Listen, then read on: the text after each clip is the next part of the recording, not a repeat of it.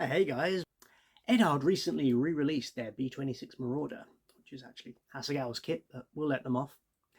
In this video, we build their previous boxing, which is the Wine, Women and Song offering. Let's dive right in.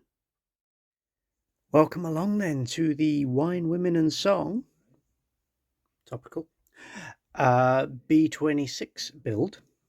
So this is Eduard's special edition reboxing of the Hasegawa kit, which we did the inbox review of, and as you can see, we've now started the build. So this is the first wing. Obviously I've pinned it with clamps there. Because of the way that wing is hollow, if you put clamps anywhere else, you're going to end up with the seam itself opening up and the wing being the wrong shape. So that's why I've done it like that. We have sprayed the inside of the fuselage, the wheel well area, and you can see when you put that over there, a lot of that is going to be hidden. But what we will do is we use some chipping pencils and probably a bit of an oil wash just to bring that up a little bit. You won't see a lot of that detail. I've also had a look at the other sprues and sprayed those where appropriate. So yeah, quite a bit of painting done. We're ready to start moving on with the build. Right, this is going to come together quite quickly. I've been using the fuselage as a jig for the Bombay. A bit more work to be done on that. You can see I have just brushed the chipping pencils over these ribs just to bring out that sort of chipped effect. Similarly there, blimey, wine has clearly gone to my head, on the instrument panel areas. And then the same on the other side. We've also drilled the holes for the fuselage guns. You can see here the cockpit. So you can see I've got some quite high vis areas that I've just brought out. And then on the wheel wells, we've put some oil wash in there, and again using the chipping pencil just to bring out some detail. So yeah, this is quite a bit of work, and like I say, should come together reasonably quickly. Fuselage halves come together, wings go on, and before you know it, we'll have something that looks like a Marauder. As you can see, it looks pretty much like a Marauder now. Tailplane, that needs to be finished and glued on. The wings need to be sanded down along the edges, a few gaps to fill there. You can see what I was talking about with the sort of weathering inside. I've got some sort of chipping pencils there, a bit of an oil wash, and I think that looks pretty good all in all. But again, you can see you won't see a lot of that when the undercarriage is actually in there, when the doors are on. A lot of that won't be visible. Then we have the fuselage itself, which we just need to do some sanding and filling on. So along the seams there, you can see that just needs a little bit of sanding down. We'll see how much filler we need. I'm not expecting to need a lot. Obviously in this light you can see how the glue does show a bit of a seam. But like I say, with a bit of sanding and some primer down on that, you probably won't see a lot. There is a lot of weight in that section there. And you can see there's a bit of a gap where the PVA glue oozed out and then didn't mix very well with the Tamiya glue. So that needs some attention. We need to do some chipping and weathering in the nose there. Similarly with the Bombay area, just get that in the light.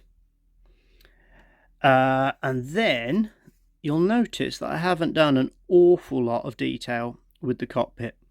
Got some red lever handles there, bit of chipping, got some leather seats. but I haven't gone mad. I certainly haven't used the photo etch parts, and I'm going to show you why now.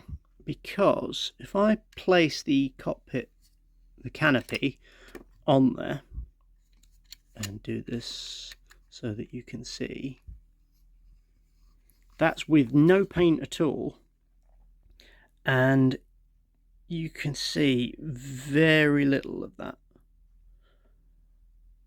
Those bits that you can see, those sort of highlights, they are visible, but spending hours fiddling with little photo etched lever handles, sorry, no, I want to spend more time doing the outside than little bits like that.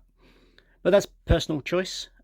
If you're someone that loves interior detail, then absolutely go nuts. I've seen some phenomenal stuff, and it always impresses me how people have got the time and patience for it. I haven't. But yeah, like I say, this is starting to look really good now. Quite happy. We are going for this particular colour scheme here. So we've got the all metal finish basically, but we also have the black and white stripes, the invasion stripes, which are going to be sort of more of a matte colour, and we've also got some khaki touches. So what I'm going to do is a trick that I've done with my Tempest build, and I'll put a link in the description on that. Basically what we're going to do is we're going to prime the invasion stripes with white. We're then going to prime with black, and then we will mask that off. And what that will then do is ensure that we've got our invasion stripes ready for our gloss black primer, which will make the all metal finish look spectacular.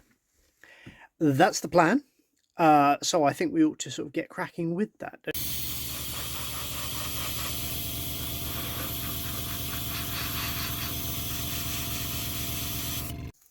There you go. That is stage one.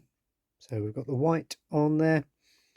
And as you can see, we've already primed a large section of the aircraft. Next step is the black. Well, here's the Marauder ready for stage two, all masked up. And yeah, we can get the black on that now. Let's get cracking. I wanted to show you it in this state, because obviously what we've done, we've primed the D-Day invasion stripes, and then we've done the khaki green, and we've got that where it needs to be, as you can see there on the sides. So we've masked that all up. So what we'll do now is we now need to prime this with the gloss black so that we can get the silver paint on. So I've got an Eduard mask set for the cockpit area, and we will obviously mask up this area here, the invasion stripes, and then we'll get the primer on. So I wanted to show you it in this state before we mask it all up, because basically it's going to get all masked, yeah, and it will look all shiny and silver, but that will be a later stage. So like I say, wanted to show you it now, just so you can have a look. Well, I'm just masking up the canopy, and I wanted to show you this. So you can see on this side you have 1, 2, 3, 4 perspex sort of panels, and then obviously the frame which we want to paint. The way this mask works is that it just covers all of that up, which isn't that great. Not only that, that final fourth panel at the back there, that doesn't have any mask on it at all. So yeah, not the best mask set, has to be said, but no, we'll make it work.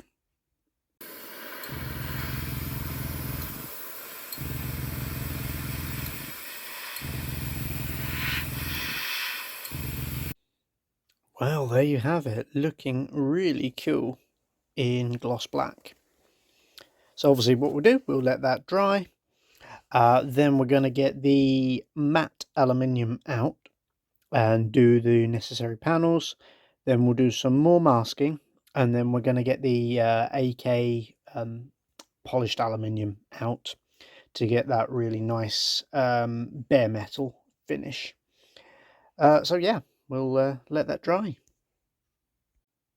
That's the last of the masking done, so let's get that paint on. Looking very shiny and metallic. So what we need to do now is get all of that masking tape off and reveal what is hopefully a very silver looking Marauder.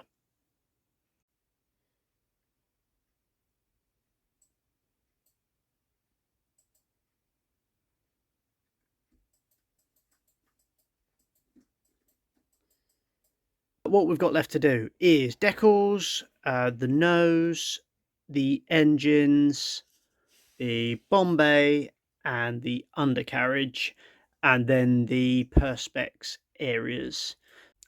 There you have it then, that's the decals done. Now let's get on to the weathering. Right, that's the first step of the weathering done. You can see what we've done is we've just tried to pick out the panels with a sort of almost an oil wash. And hopefully what will happen is when we wipe that away, we'll be left with what looks like oil streaks and a nice weathered effect there.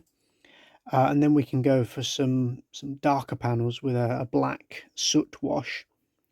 Then we'll get some sort of soot, smoke, exhaust around the engines. Yeah, that should start to look really nice and beat up and war weathered. Well, the finish line really is approaching fast now with this build. As you can see, we've got the engines on. I just want to give you some of the detail there, the oil stains, the weathering that we've got. Really happy with that. As you can see, the undercarriage is on, and I'm pleased to say it's not a tail sitter.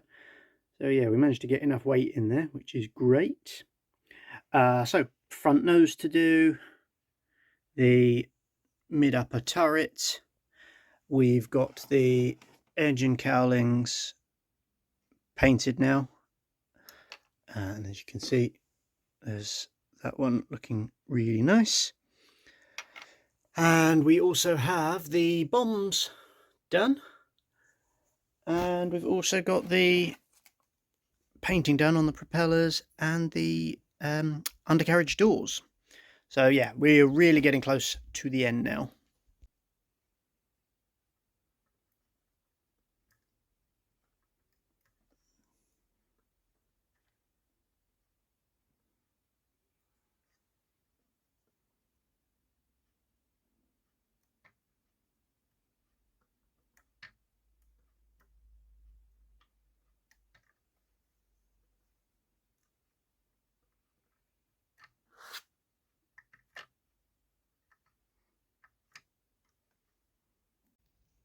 And here we have the finished kit.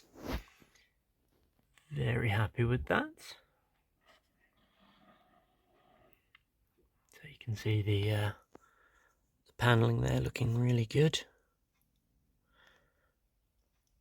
And then there's the detail in the cockpit. See, I think that looks detailed enough. I'm not sure you needed the photo etch handles and dials and things. And as we come over, we've got the nicely weathered undercarriage.